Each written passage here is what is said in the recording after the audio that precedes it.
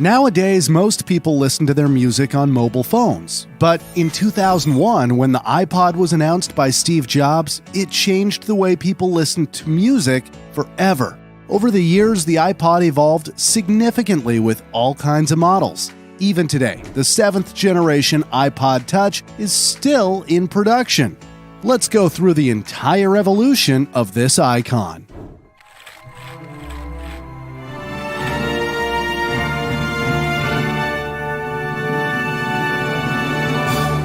This is the evolution of the iPod. Before the iPod, the only device that came close was the Sony Walkman. The Walkman was very limited due to its size and use of cassettes.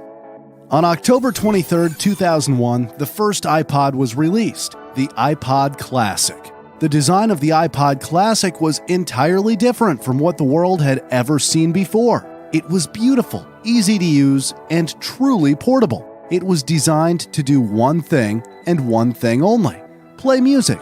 And it did it really well. In fact, it started a new wave of MP3 players becoming popular. One of the unique selling points of the iPod was its storage capacity. It was marketed with the slogan, 1,000 songs in your pocket. This amazing little device holds 1,000 songs, and it goes right in my pocket. This was truly revolutionary back then, and many people didn't mind spending $399 to buy an iPod with 5 gigabytes memory, or an extra $100 for the 10 gigabyte version that was later introduced. In 2002, the second generation iPod had an option of 20 gigabytes of storage, and it had a starting price of $299. The third generation came in 2003, and it had a new design with backlit buttons. It also came with a 30 gigabyte storage option, but the battery life was decreased by 2 hours. The fourth generation came with 2 storage options, and it had its battery significantly improved from 8 to 12 hours.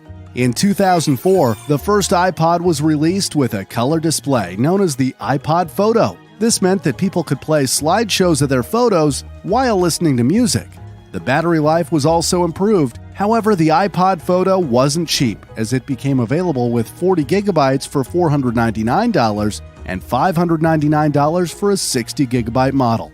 1 year later, in 2005, the 5th generation iPod was released. It had a slightly larger screen, which was great since it was, for the first time ever, able to watch videos. Compared to its predecessor, the battery life was decreased by 1 hour, but it did have a lower starting price of $299. The latest version of the iPod Classic was released in 2007. It featured a slightly new design with a thinner body, but more importantly, it had a dramatically improved battery life of up to 36 hours, which is more than double compared to its predecessor. It also had a lower starting price of $249 for an 80 gigabyte model. The iPod Classic had a lifespan of 12 years and was discontinued in 2014.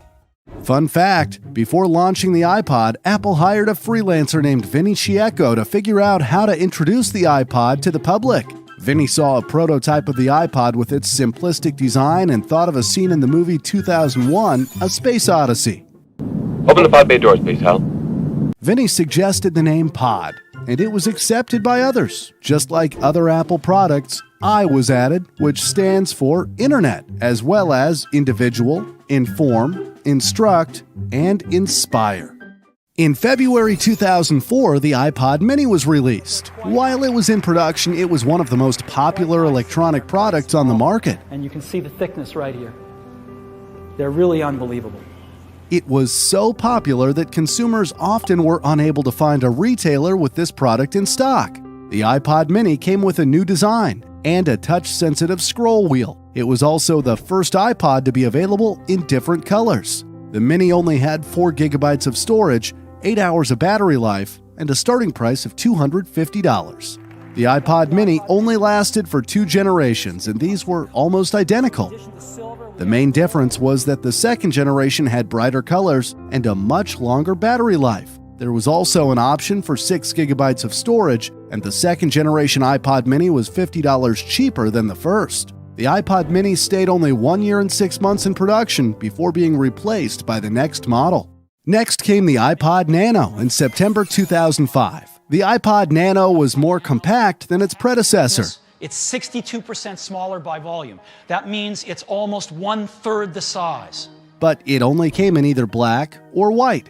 The first generation had 3 storage options. The 1 GB model could store around 240 songs, the 2 GB model 500 songs, and the 4 GB model could store up to 1,000 songs. The iPod Nano also came with a 14-hour battery life, and with $150, it had the lowest starting price of all the iPod models so far. In September 2006 came the second generation with multiple color options. 8 GB model in silver plus the 3 colors, and an 8 GB model in black. It also had a 40% brighter and more vibrant display. In addition, it had a memory capacity option of 8 GB and an improved battery life of 24 hours for playing music all day long.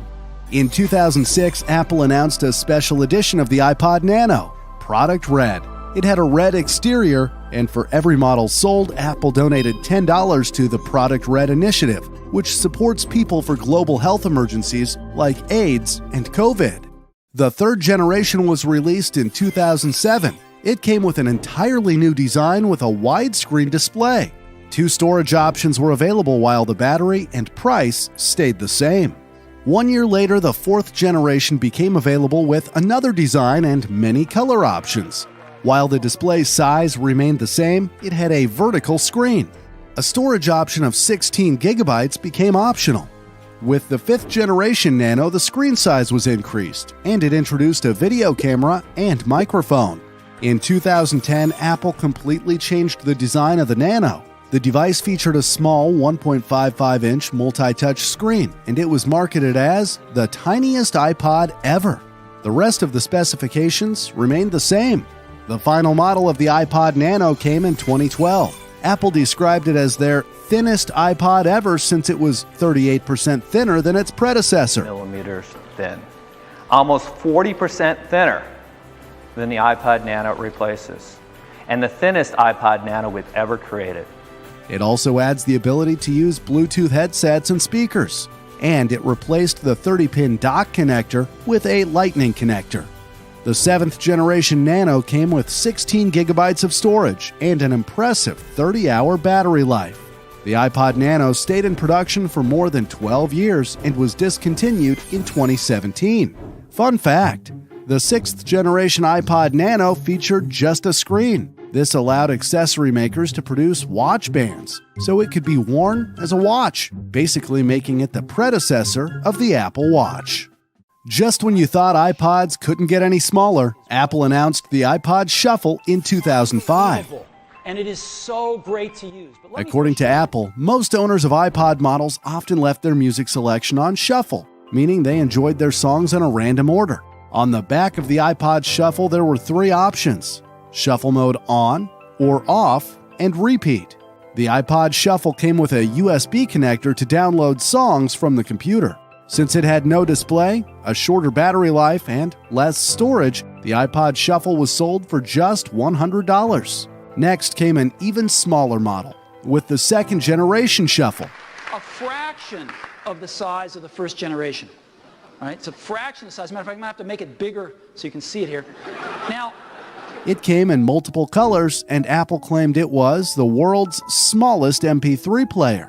It had 1 GB of storage and was sold for $80. In 2009 came a very strange iPod Shuffle model. It didn't have volume or track buttons on the device itself. Instead, it used the buttons on the iPod earbuds.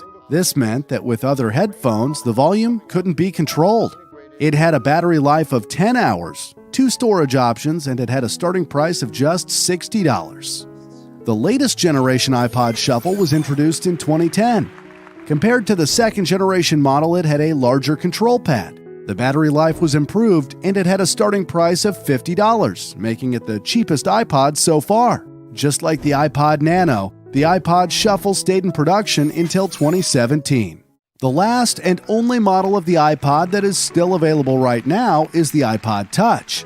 It was entirely different than any other iPod model. It was released in September 2007 and had a similar design of the iPhone that Apple released a few months before. Just like the iPhone, the iPod Touch came with a 3.5-inch touchscreen display with various apps.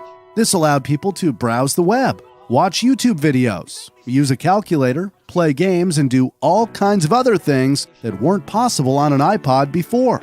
The first generation had two storage options of 8 and 16 gigabytes, a 22-hour music playback battery life, and a starting price of $300. The second generation came with a new design and featured volume buttons. We've integrated volume controls into the side. We think that's going to make a lot of people a little happier. There was also a 32 gigabyte storage option available, and the battery life was significantly improved while it came at a lower starting price. In 2009 came the third generation iPod Touch. It came at a higher starting price, but it did have more storage. The fourth generation came with an entirely different design, similar to that of the iPhone 4. It introduced a front and rear camera, as well as a Retina display. It also used the new Apple A4 chip, making it much faster. The battery life was improved, and it had a base price of $230. The fifth generation iPod Touch, released in 2012, came in multiple colors. The screen was increased to a 4-inch display, and it used a lightning connector for faster charging. The specs were almost similar to its predecessor, and it had a starting price of $300. After 2.5 years, the sixth generation iPod Touch was introduced. It came in colors not seen on an iPod before, and the rear camera was improved to 8 megapixels. A storage option of 128 gigabytes became available, and it had a starting price of $100 less than its predecessor. And finally, the latest iPod Touch that is still in production today is the 7th generation iPod Touch, released in 2019. It comes with an A10 Fusion processor that is much faster and more advanced than any of the previous iPods. For the first time, a 256 gigabyte storage option is available, and it has a starting price of $200. Fun fact, the iPod Touch with all its generations are a massive success. In total, over 100 million iPod Touch units have been sold. Even though the iPod Touch is still available today, it is not nearly as popular as it used to be. It was developed to be a revolutionary music player, and it did really well. But the introduction of the iPhone and other smartphones led to the downfall of the iPod. In fact, when the iPhone was first announced, it was called an iPod, a phone, and an internet communicator. A widescreen iPod with touch controls, a revolutionary mobile phone, and a breakthrough internet communications device. An iPod, a phone, and an internet communicator. An iPod, a phone. Are you getting it? These are not 3 separate devices. This is one device. I would highly recommend watching the evolution of the iPhone next if you haven't seen it already. Please leave a like if you enjoyed this video. Thank you.